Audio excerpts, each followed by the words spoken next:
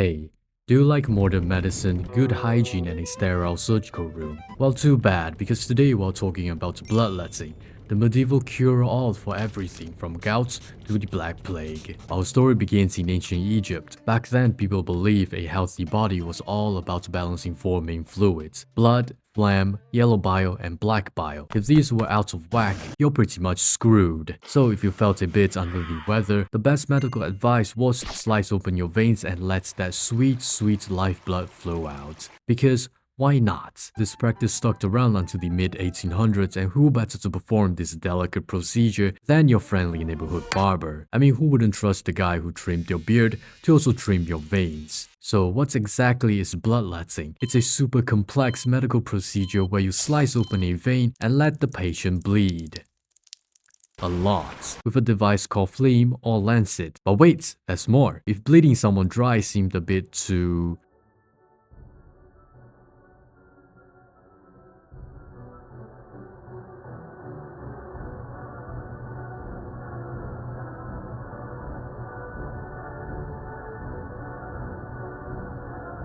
medieval, they came up with another method called cupping. Now, today's cupping is all about relaxation, but back then they scrape your skin until it was raw, slap a cup on the wound, and suck the blood out. Nothing says healing like a cup full of blood and a back that looks like it's been through a slaughterhouse. But hey, scraping your skin to hell and back was a little too artificial and it hurts like the dickens. So along comes Dr. François Broussais. François Broussais. He has a revolutionary idea. Leeches. He didn't invent it, the ancient Egypt did. He just made it trendy. Leech saliva numbs the area they latched onto, making them the perfect blood-sucking buddies. And so François made his therapy go viral in Europe, especially in France, because he's French.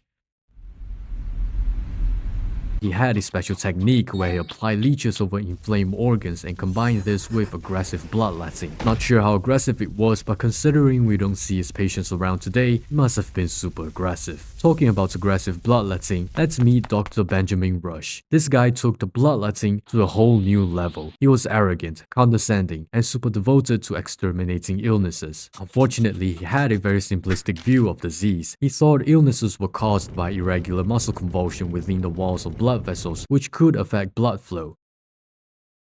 So naturally, he invented depletion therapy. Exactly what it sounds like. He was known to remove extraordinary amounts of blood and often bled patients several times, which makes getting well extraordinarily hard. Anyway, enough about the doctors. Let's see some famous bloodletting by famous iconic people in history. This is King Charles II. On February 1st, 1685, a Sunday, the king sleeps like crap and wakes up at 7 AM the next day, giving the most ghastly screech and starts having convulsion, speechlessness, and looks like a ghost. So his physician arrived and tried his very best to cure him by bloodletting 6 ounces or 470 milliliters of blood from the king and gave him some medicine, bled him again for 8 ounces or 230 milliliters of blood, and gave him some more medicine all before lunch. The next day, the king had another convulsion, resulting in another 10 ounces or 300 milliliters of blood drained. For the next 2 days, no blood draining happened, but on Friday, February 6, the king asked to see the sunrise, after which he became breathless and was bled another 12 ounces or 350 milliliters of blood. He became unconscious and died just before lunch. This could have been the most unintentional assassination of the king in history, but the most unfortunate part is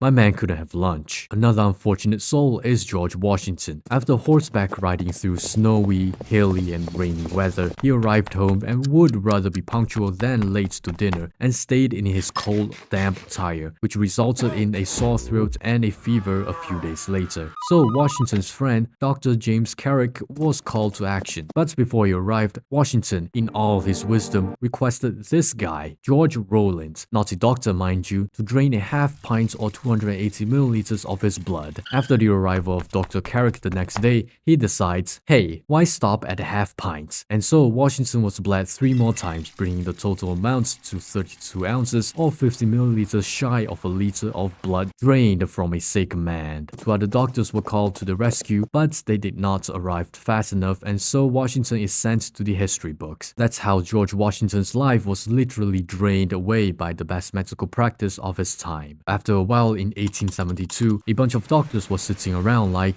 hey, you know what's crazy? Let's actually see if bloodletting works or if we are just murdering people with fancy degrees. They each did their own independent studies and found that bloodletting is about as effective as using a fork to drink soup. So they all collectively decide, yeah, we are done with this nonsense, and bloodletting goes out the window. In the modern world, the ancient practice of bloodletting still exists as the word phlebotomy, meaning the drawing of blood for use in diagnosis or for transfusion in conventional medicine. Phlebotomy is arguably a form of bloodletting, and sometimes the words are considered effectively synonymous, but the modern day practice has nothing to do with the traditional purpose and technique of bloodletting. In other words, no more barbers draining you like a leaky faucet because you sneezed once. But hindsight is 2020. Sure, we might be tempted to laugh at those old methods, but what would physicians think of our medical practice 100 years from now? And challenge our fundamental understanding of standard procedure, finding them just as absurd as we find bloodletting today. So there you have it, folks, the glorious history of bloodletting. A time when the best cure for a headache was a hole in your arm and a pint full of blood. If you feel nostalgic for the good old days of medical science, just remember, at least we don't go to the barbers for a trim and a transfusion anymore. If you enjoyed this deep dive into the wacky world of historical healthcare, maybe consider letting some blood out as tribute. And don't forget to comment how much blood you could lose before passing out.